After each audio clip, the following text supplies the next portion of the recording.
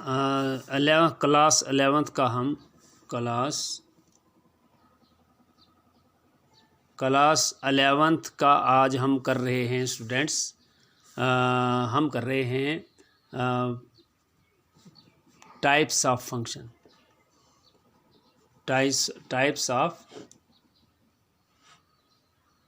Types of functions हम कर रहे हैं, जिसमें कल की वीडियो में मैंने आपको फंक्शन से मुतल्लिक कुछ और चीज़ें समझाई थी, और आज हम करेंगे टाइप्स ऑफ फंक्शन, और उसमें भी हमने आइडेंटिटी फंक्शन कल कर दिया है विद ग्राफ। तो आज हम उसका सेकंड पढ़ेंगे, कांस्टेंट फंक्शन। कांस्टेंट फंक्शन क्या होता है? कांस्टेंट फंक्शन होता है f maps R to R defined by f of x is equal to c, where c is any constant number, belonging to r। ये भी r से ही करेगा, यानी आप c की जगह 5 भी लिख सकते हैं, c की जगह 2 भी लिख सकते हैं, 3 भी लिख सकते हैं। तो देखिए अब इसका डोमेन जो है, यानी ये r टू r है। f(x) को आप y भी लिखते हैं, ये आपका फंक्शन है। आर में अब आप तो इसको आप कैसे कांस्टेंट सी बिलोंग्स आर, आप f of x is equal to 3 भी लिख सकते हैं। अब आप क्या करेंगे, आप यहाँ 1 करेंगे, ये एक्स की वैल्यूज़ हैं, 1 है, 2 है, 3 है। तो यहाँ आपका आउटपुट क्या है? हालांकि ये भी आर ही है, ये भी आर है, इसमें आपको बहुत सी वैल्यूज़ इसके अंदर हैं, लेकिन आप कोई भी वैल्यू पुट करेंगे, या -1 करेंगे, -2 करेंगे, जब आप यहाँ x इक्वल टू 1 करेंगे तो f ऑफ 1 क्या आएगा? That will become 3। f of 1 3 आएगा। अगर आप x को सपोज 0 पुट करेंगे, f ऑफ 0 क्या आएगा? दोबारा 3 आएगा, क्योंकि यहाँ तो x है नहीं इसके अंदर, तो वहाँ x की वैल्यू आप पुट करोगे, तो लिहाजा यहाँ जो भी आप x डाल रहे हो तो आगे 3 आ रहा है, क्योंकि आगे आपके पास x नहीं है। या आप +0x भी इसको लिख सकते हैं। अगर आप x इक्वल टू -1 करते हो तो f ऑफ -1 क्या आएगा? अगेन 3 आएगा। तो यहाँ जो भी वैल्यूज़ हैं, सपोज़ यहाँ पर आपकी वैल्यूज़ 1 भी है, 2 भी है, 3 है, -4 है, -5 है, 0 है, 1 है, लेकिन आप 1 पुट कर रहे हो तो 3 आ रहा है, आप 2 पुट कर रहे हो तो 3 आ रहा है, आप 0 पुट कर रहे हो तो 3 आ रहा है, -1 पुट कर रहे हो तो 3 आ रहा है, जो भी पुट कर रहे हो 3 आ रहा है। तो ऐसे फंक्शन को हम कांस्टेंट फंक्शन बोलते हैं। और जब आप इसका ग्राफ बनाएंगे तो देखिए आपका ग्राफ कैसे बनेगा। इसमें ये एक्स एक्सिस है, रियल लाइन है, ये वाई एक्सिस है, ये भी रियल लाइन है। ठीक है भाई। तो यहाँ पर क्या होता है, आपका 0 है, 1 है, 2 है, 3 है, 4 है, -1 -2 -3 -4, 1 है, 2 है, 3 है, -1 है, -2 है, -3 है। तो आपने 0 पुट किया तो भी आपका 3 आ गया, आपने 1 पुट किया तो भी 3 आ गया, आपने 2 पुट किया तो भी 3 आ गया, आपने -1 पुट किया तो भी 3 आ गया। तो इसका मतलब ये है कि ये जो आपका ग्राफ बन रहा है, ये बन रहा है यहाँ f of x is equal to 3। अब 3 की जगह मैं 4 ले सकता हूँ, 5 ले सकता हूँ, 6 ले 0.1 ले सकता हूँ, 0.2 ले सकता हूँ, कोई भी वैल्यू आपकी आ जाएगी। तो ये आपका इस किस्म का आपका ग्राफ बनता है, तो इसको कांस्टेंट फंक्शन बोलते हैं।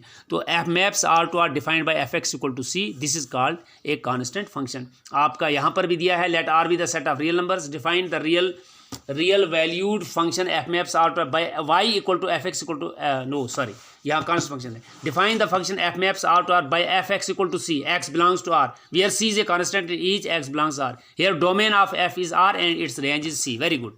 अब डोमेन क्या है? कोई भी आप वैल्यू डोमेन में डाल सकते हो, वो आपका डोमेन जो है वो आपका आर आता है, लेकिन रेंज आपका क्या आता है? जो भी आप इसमें पुट करते हो तो आउटपुट सिर्फ 3 निकलता है, तो लिहाजा रेंज आपका सिर्फ 3 है।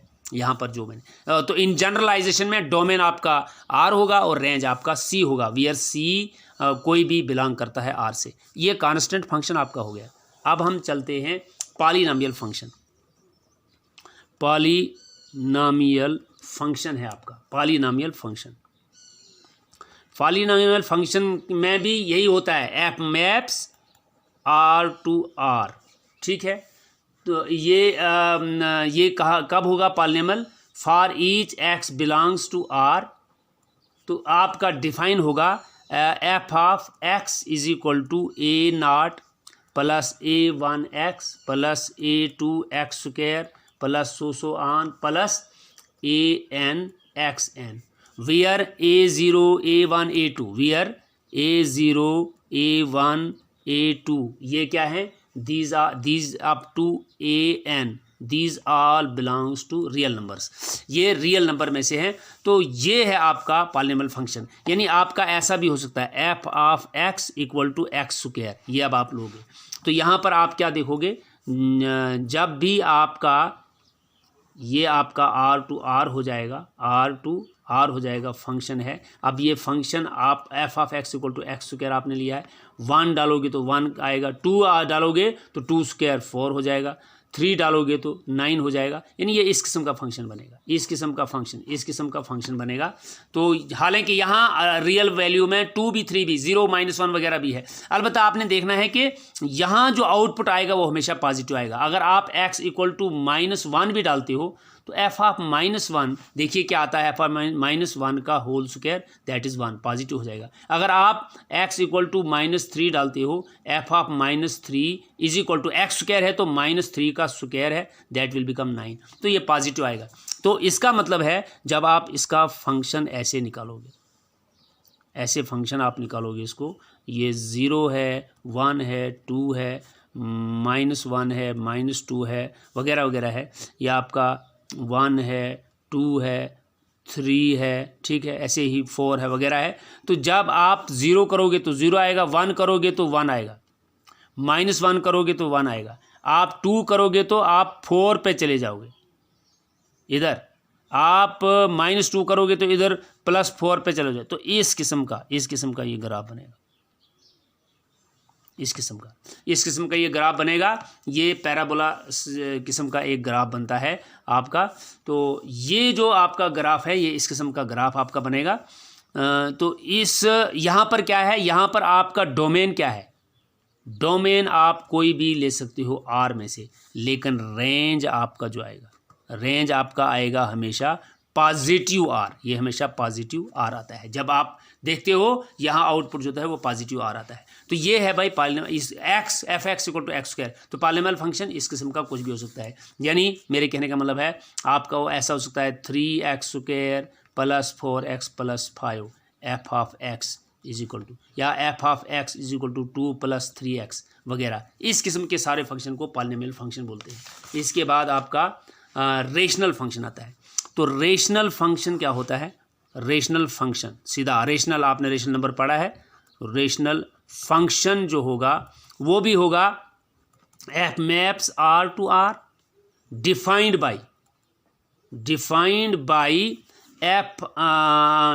बाई आप इसको ऐसा लिख सकते हैं,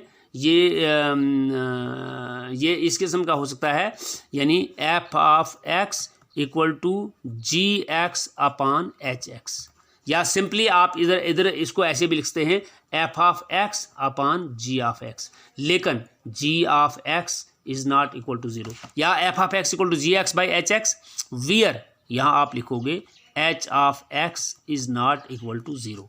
तो आपने x की वो वैल्यू नहीं लेनी है जहाँ से डिनोमिनेटर 0 हो जाएगा। जब डिनोमिनेटर 0 होता है तो वो नंबर नॉट डिफाइंड हो जाता है। तो ये आपका रेशनल फंक्शन होता है। GX कोई भी इस किस्म का हो सकता है, यानी ऐसा फंक्शन x - 5 अपॉन x + 3, ठीक है। ये आपका एफ ऑफ एक्स है, ये आपका रेशनल फंक्शन है, क्योंकि ऊपर भी पॉलिनोमियल है और नीचे भी यानी बाइनोमियल है, वो पॉलिनोमियल ऑफ टू टर्म्स है, पॉलिनोमियल ऑफ 2 टर्म्स है। तो यहाँ आपको याद रखना है कि ये जो denominator x + 3 must not equal to 0, यानी x शुड नॉट बी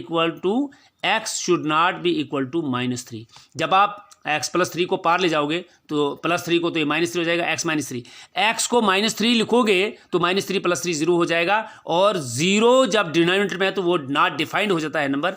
तो लिहाजा ये है आपका रेशनल फंक्शन। ये कुछ भी ऊपर भी पॉलिनोमियल नीचे भी पॉलिनोमियल, GX या HX या FX बटा GX आप ले रहे हो, लेकिन याद रखना है कि ये 0 नहीं बनना चाहिए, तो वो वैल्यू आपकी नहीं आएगी। तो इसमें क्या आएगा, इसमें आपका डोमेन जो है इसका डोमेन जो है वो कोई भी रियल नंबर हो सकता है, डोमेन में कुछ भी आप पुट कर सकते हो।